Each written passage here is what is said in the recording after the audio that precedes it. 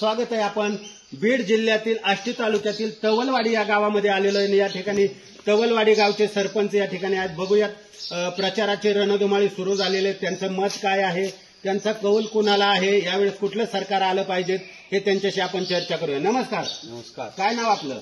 हिराव सोपान केरुळकर। तुम्ही या गावचे सरपंच आहात? सरपंच आहे। बरं, काय कौल आहे तुमचं, काय मत आहे तुमचं? आमचं काय नाही, आमचं 90% गाव अण्णाच्या पाठीमागे आहे। वा वा, छान। काय अण्णांनी काय कामं केलेत विकासाची? अण्णांनी विकास तर भरपूर केलाय। विकास तर अण्णांनी भरपूर, आता ही ब्लॉक टाकले समोर बघा तुम्ही। दिसतंय।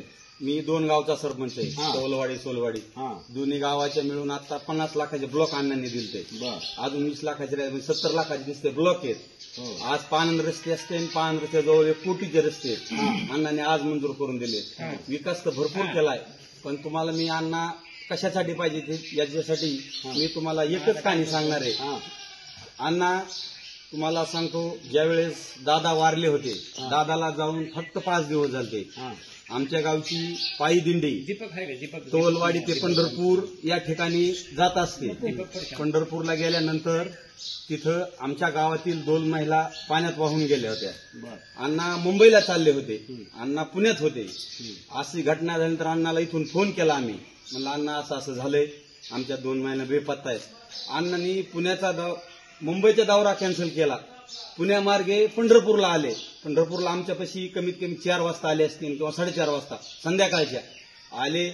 अण्णांनी स्वतः कपडे काढले, स्वतः पोहले तिथं, स्वतः पोहून त्या 2 महिला जोपर्यंत निघत नाही दिवस मावळा होता। अण्णा म्हणले, त्यावेळेस अजित पवार जलसंपदा मंत्री होते। अण्णा म्हणले अजितदादाला फोन करतो, पाणी बंद करतो, पण महिला निघाल्याशिवाय इथून कुणी बी जायचं नाही। संध्याकाळच्या 7 वाजता महिला सापडवल्या, तिथून त्यांचं पीएम करणं इतकं सोपं नव्हतं। पंढरपूरमध्ये एवढी गर्दी असताना पीएम केलं, रात्रीच्या 12 वाजले पीएम करायला, आणि तिथपासून पीएम करून मग आमच्या सोबत अण्णा इथं आले। ह्याच्यापेक्षा अजून काय पाहिजे? वा, छान। बघा, म्हणजे ज्यावेळेस आपल्या गावावर ज्यावेळेस संकट येतं त्यावेळेस तटस्थपणे उभा राहणारे म्हणजे अण्णा आज अंगावर शहारे आले। कारण आपल्या 2 महिला, त्यांचा तर मृत्यू झालाच होता, मृत्यू अटळ होता, परंतु आपल्या महिलांना काढण्यासाठी अण्णा तिथे तटस्थपणे गेले।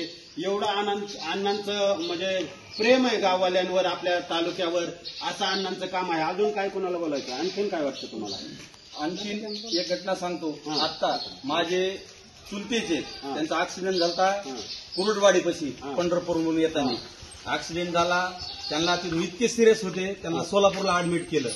सोलापूरला ऍडमिट केल्यानंतर इथून आम्ही फोन केला अण्णाला। अण्णांनी डॉक्टरला तिथं आधी तर ही काय म्हणले होते, पेशंट तर 90% गेलेच, पूर्ण आम्ही सगळे घाबरलो होतो। पण अण्णाला फोन केला, अण्णांनी डॉक्टरला फोन केला। मग डॉक्टरने अण्णाला सांगितलं, नाही पेशंट 70% आहे, 30% आहे, चान्स नाही, पण मी सगळे प्रयत्न करतो, अण्णा तुम्ही काळजी करू नका। अण्णा रात्री 2 वाजेपर्यंत फोन करत होते पेशंटचं काय झालं। त्याच्यानंतर आम्ही कुरुडवाडीला पोलीस स्टेशनला गेलो गुन्हा दाखल करण्यासाठी। कुरुडवाडीला अण्णांनी फोन केला, जयदत्तनी फोन केला, सागरप्पांनी फोन केला पोलीस स्टेशनला, ही एवढा आमचा क्लेम मंजूर झाला पाहिजे, हे असं तुम्ही करून द्या। ती नंतर आम्ही पूर्ण प्रोसिजर केली, त्याच्यानंतर ती म्हणली हे क्लेम काय मंजूर होत नाही। परत आम्हाला पेशंट सोडत आम्ही अण्णाकडे गेलो, अण्णाला म्हणलं असं झालंय, मुख्यमंत्री साहेबांनी 2 लाख काय मंजूर होत नाही म्हणतात ती। अण्णांनी फोन केला सोलापूरच्या हॉस्पिटलला, डॉक्टरला सांगितलं पेशंट सोडून द्या, तुमचे मुख्यमंत्री साहेबांनी दिले 2 लाख रुपये मी मंजूर करून आणून देतो, फाईल जरी झाली असली तुमचे 2 लाख मी देईन। त्या डॉक्टरनी 2 लाख वजा केलं बिल, बाकीचं बिल घेतलं, 2 लाख रुपये अण्णांनी 8 दिवसांनी मंत्रालयातून त्यांचे टाकून दिले, आणि मग आम्ही